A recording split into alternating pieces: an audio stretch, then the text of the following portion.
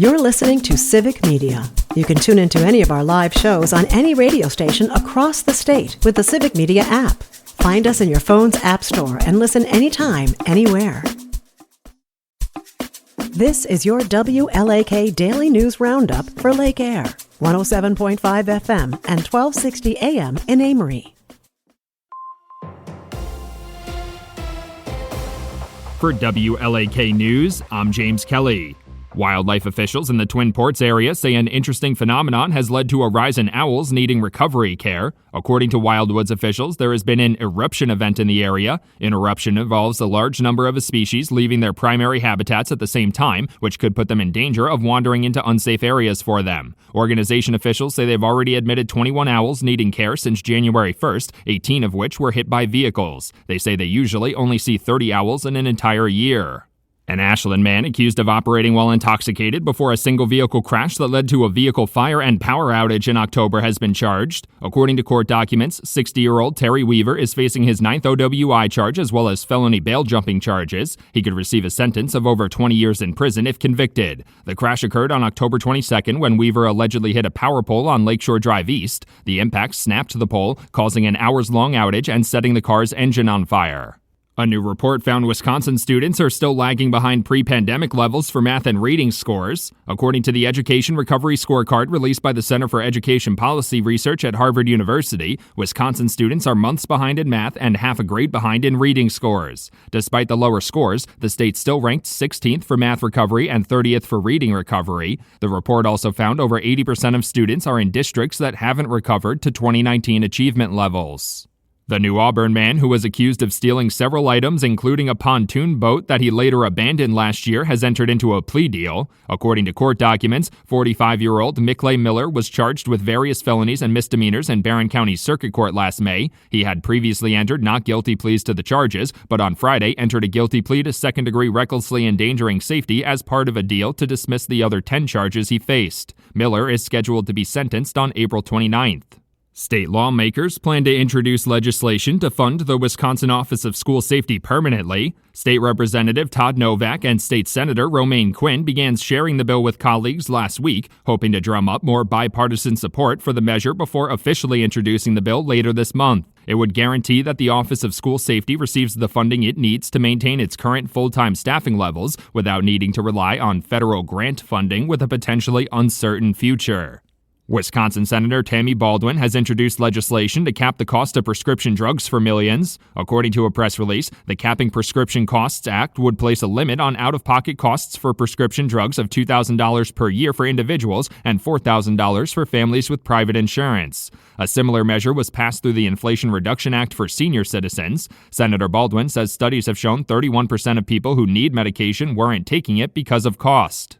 The Rice Lake City Council is asking residents for input on the potential purchase of the National Guard Armory. The now vacant facility on East Barker Street is being sold by the State Department of Military Affairs. The agency offered to sell the property to both the City of Rice Lake and Barron County, but the County Executive Committee recently declined to pursue the proposal. The City of Rice Lake would likely require a loan to acquire the property, but first wants to see what ideas residents have for the site before pursuing the purchase. A Bayfield woman who abandoned her kids and fled the scene of an accident has been sentenced. According to court documents, 32-year-old Casey Goki entered a no-contest plea to charges of neglecting a child and abandonment of a child on Tuesday. She was sentenced to serve 90 days in jail unless she completes a substance abuse assessment and maintains absolute sobriety. Goki was arrested after law enforcement authorities received a report of her 9-year-old and 5-year-old being left behind in her car following a 1 a.m. collision in June. The Wisconsin Department of Natural Resources is asking residents to donate to their Endangered Resources Fund through their state income tax forms. According to a press release, the agency will match all donations made through the tax forms, with all of the funding going towards conservation efforts for rare plants, animals, and natural areas across the state. They will also help the agency combat the spread of invasive species like the emerald ash borer. The donations line can be found in the Schedule 3 Part 1A of the income tax form. State Republicans are proposing a bill that would help Wisconsin schools install and maintain water filters. The draft bill calls on school boards to develop plans to manage the drinking water to ensure students will not be exposed to things like lead or PFAS, which have been linked to negative health effects, especially in children. Governor Tony Evers has expressed support for the legislation, saying it seems to be in line with his efforts to promote safe drinking water in schools. Funding for the filters could come from previous PFAS legislation. For WLAK News, I'm James Kelly.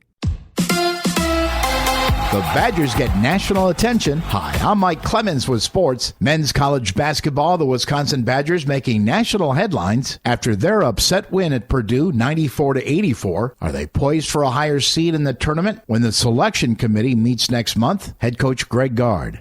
We got a lot of basketball left to play before that day comes, so that's great. That means we got the attention of people, right? We're obviously playing good basketball. We're a really good team, and I think we're getting better. And that's the exciting part, that they know there's a lot more left to come, and that starts with our next game. And the Badgers women's team with a win at Penn State yesterday, 75-68. They'll host Northwestern on Sunday afternoon. Baseball spring training underway. The Brewers' Christian Yelich asked how's he doing after that season-ending back surgery last summer. Yeah, I feel fine. I don't see any reason why I wouldn't be ready for opening day. That's the Brewers' Christian Yelich. With sports, I'm Mike Clemens.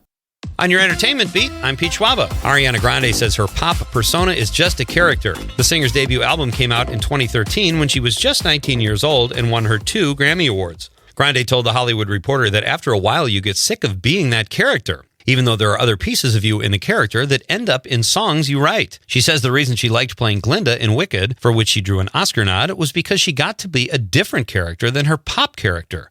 Whew, gotta love actors. Here's one of Pete's picks, or non-picks. I cannot say I enjoyed The Substance. The film was nominated for Best Picture, and Demi Moore drew a Best Actress nomination for her portrayal as an aging fitness guru who takes a mysterious substance that reveals a younger version of herself. She and her younger version, played by Margaret Qualley, end up having a little war for the rights to the character's body. It's an interesting premise, and Moore and Qualley are really good, but the film gets completely crazy and absolutely disgusting. Enjoy. Welcome to the era of the mini reality show. Reese Witherspoon, producer behind the new Legally Blonde prequel, Elle, filmed herself calling the actress who won the role of young Elle Woods. This series will be set during Woods' high school years, way before she became a lawyer. Witherspoon posted the vid to her TikTok, which also included recording the actress giving her mother the news. Here's hoping the actual series that will drop on Prime eventually will be just as entertaining. Oh yeah, the actress playing Elle will be newcomer Lexi Mindtree. Immensely popular stand-up comedian Nate Bargatze has not one, but 2 films in the works. Nate will star in the holiday film Christmas in Paradise after he completes playing the lead in The Breadwinner, a comedy he will also produce. Christmas in Paradise has Bargatze playing a small-town doctor who ends up getting a bounty on his head a week before Christmas. The project is still in the development stages and will be directed by TAG director Jeff Tomsic. It will be interesting to see if Bargatze's films are as funny as his act. In Sometimes True Love Isn't Enough news, it appears Kanye West and his soulmate Bianca Censori are headed for divorce. The couple has been married a little over 2 years, which isn't too shabby by Hollywood standards. Yahoo Entertainment says things went from bad to worse after the Grammys stunt where West instructed the love of his life to drop her coat and, quote, make a scene. Censori will receive a one-time payment of $5 million as a settlement. That's some serious scratch and should be enough to get her some new threads. Game of Thrones fans, there is another spin-off from the wildly popular HBO show headed your way. This is the 3rd spin-off from GOT and will focus on the House of Targaryen. Another GOT spin-off, A Knight of the Seven Kingdoms, will hit the little screen later this year. According to Deadline, the franchise is more likely than not going to roll out several other spin-offs in the coming years. And why wouldn't they? We'll keep watching. For more showbiz fun, tune in to Nightlight with me, Pete Schwaba, weeknights from 6 to 8 p.m. on the Civic Media Radio Network. I'm meteorologist Brandon Bormans. A frigid President's Day with mostly sunny skies, highs near 0, wind chill values as cold as 35 below. Tonight, mostly clear, a low of 23 below, wind chill values as low as 37 below. Stay warm and stay safe. It's 15 below at our studios. That's your WLAK Daily News Roundup from Civic Media. Subscribe to this podcast on Spotify, Apple, or wherever you find your podcasts. Find more news at lakeair.radio. The national news cycle never stops. but it can be hard to find news about your local community. Civic Media is dedicated to providing quality local and state news coverage across Wisconsin. With the Civic Media app, you can get notifications about local stories that matter to you and your community. Find the free Civic Media app in your phone's app store and choose notifications from the menu to tell us what kind of news you want to hear about.